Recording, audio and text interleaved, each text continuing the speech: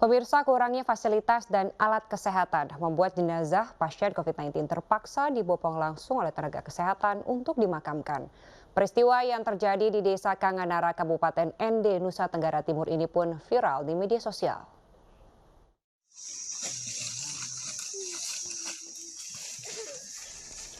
Tenaga kesehatan ini bahu-membahu membopong jenazah pasien COVID-19 menuju tempat pemakaman. Tenaga kesehatan dari Puskesmas Watung Gere ini terpaksa membopong jenazah karena kurangnya alat kesehatan.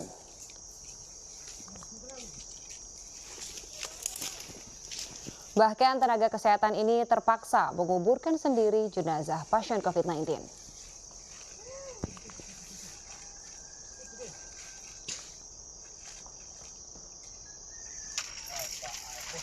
Kondisi seperti ini membuat para tenaga kesehatan di wilayah tersebut rawan terpapar COVID-19.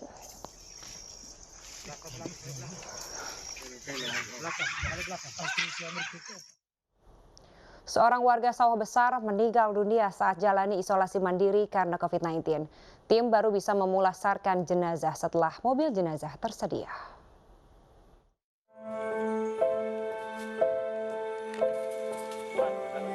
Seperti inilah kondisi tim pemulasaran jenazah COVID-19 di DKI Jakarta. Kali ini mereka akan memulasara jenazah COVID-19 ke-10 pada Jumat dini hari. Jenazah itu adalah warga Sawah Besar yang meninggal saat isolasi mandiri karena positif COVID-19 pada Kamis malam. Meski di tengah keletihan, mereka tetap memulasara wanita lanjut usia sesuai prosedur. Bahkan tak lupa, mereka mendoakan wanita yang tutup usia di umur 87 tahun. Namun usai pemulasaran, jenazah tak bisa langsung dibawa karena masih harus menunggu antrean ambulans.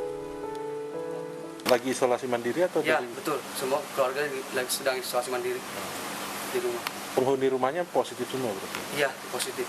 Ada berapa penghuninya, Pak? Di dalam tadi ada 2 yang meninggal 1.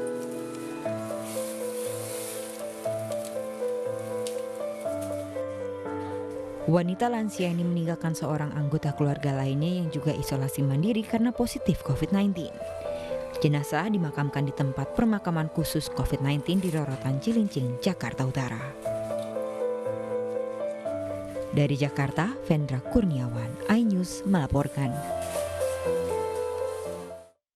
Pemirsa, pemakaman jenazah COVID-19 di Jakarta menembus angka 180 jenazah pada Rabu kemarin. Meningkatnya COVID-19 di Jakarta membuat rumah sakit diminta untuk siapkan tenda guna menampung pasien COVID-19.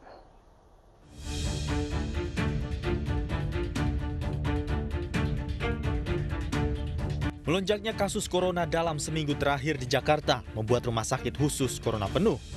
Pemprov DKI Jakarta meminta seluruh direktur rumah sakit se-DKI Jakarta menyediakan aula hingga tenda demi menampung pasien COVID-19. Kasus COVID-19 di DKI Jakarta terus meningkat setiap hari. Akibatnya angka pemakaman dengan protokol COVID-19 merangkak naik. Ada 180 jenazah yang dikuburkan di tempat pemakaman umum khusus COVID-19 di Rorotan Cilincing, Jakarta Utara. Melonjaknya kasus COVID-19 di ibu kota juga membuat tingkat keterisian rumah sakit di Jakarta meningkat. Di Rumah Sakit Umum Daerah Koja, Jakarta Utara, hingga Jumat pagi, tingkat keterisian di RSUD Koja bahkan melebihi 100% dari total tempat tidur yang tersedia. Di antaranya umpamanya rumah sakit rujukan, dari 106 sudah 140 rumah sakit rujukan, 290 puskesmas kelurahan, 44 puskesmas kelurahan, bahkan 2 hari yang lalu kita sudah menambah tenda-tenda darurat yang ada di rumah sakit di 22 titik. Kemudian juga menambah jumlah nakes sudah mencapai 144.700. Kemudian juga memang ini tingkat keterisian daripada tempat tidur sudah mencapai 91%, itu artinya sudah 9.070 dari kapasitas 9.996. Dan ruang ICU sudah mencapai juga 90%, 1.109. Tadi ruang tempat tidur 91%. Dinas Kesehatan DKI Jakarta menginstruksikan para direktur dan kepala rumah sakit se-DKI Jakarta menyediakan aula hingga tenda demi menampung pasien COVID-19. Dari Jakarta, tim liputan iNews melaporkan. Pemirsa, Presiden Joko Widodo memastikan pelaksanaan PPKM Mikro yang diberlakukan pemerintah dari tanggal 22 Juni hingga 5 Juli akan berjalan efektif. Presiden juga memerintahkan TNI dan Polri mengawal pelaksanaannya. Siang tadi, Presiden Joko Widodo inspeksi mendadak pelaksanaan pemberlakuan pembatasan kegiatan masyarakat atau PPKM Mikro di Kelurahan Rawasari RW 01, Kecamatan Cempaka Putih, Jakarta Pusat. Presiden menemui pimpinan RT, RW, dan kelurahan setempat untuk memastikan pelaksanaan aturan PPKM Mikro. Presiden juga meminta seluruh masyarakat mensukseskan pelaksanaan mikro dan memerintahkan TNI dan Polri mengawal pelaksanaannya. Pemerintah memberlakukan PPKM Mikro dari tanggal 22 Juni hingga 5 Juli. Yang diperlukan sekarang ini adalah tindakan lapangan, pengawasan lapangan, kontrol lapangan, berjalan atau tidak berjalan. Percuma kita membuat sebuah kebijakan, policy, tetapi di bawah tidak berjalan. Saya senang ya tadi datang dadak seperti ini juga saya lihat Bu RW kelihatan cara menjawabnya ada kelihatan siap, Pak Lurah juga saya melihat ini yang kita harapkan di semua provinsi juga berjalan seperti ini sehingga keyakinan itulah yang akan kita pakai dalam rangka kebijakan selanjutnya. Pemirsa, diduga karena takut jarum suntik, seorang ibu rumah tangga menangis saat akan divaksin COVID-19.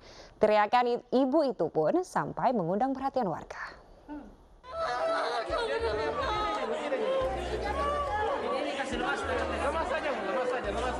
Lemas saja. Lihat itu kameranya. Ingin divaksin tetapi takut jarum suntik. Inilah yang dirasakan ibu rumah tangga asal Somba Opu, Goa, Sulawesi Selatan, yang tak mampu menahan tangis saat akan divaksin COVID-19. Anggota Mapolres Goa, Sulawesi Selatan pun sampai turun tangan untuk menenangkan ibu rumah tangga ini. Bahkan teriakannya mengundang perhatian peserta vaksinasi massal lainnya.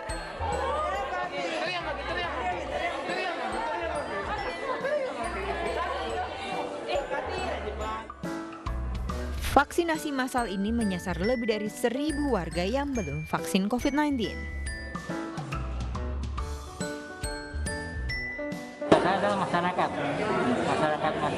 yang memang belum vaksin, masyarakat vaksin. Kita ini maka kita sudah sosialisasikan.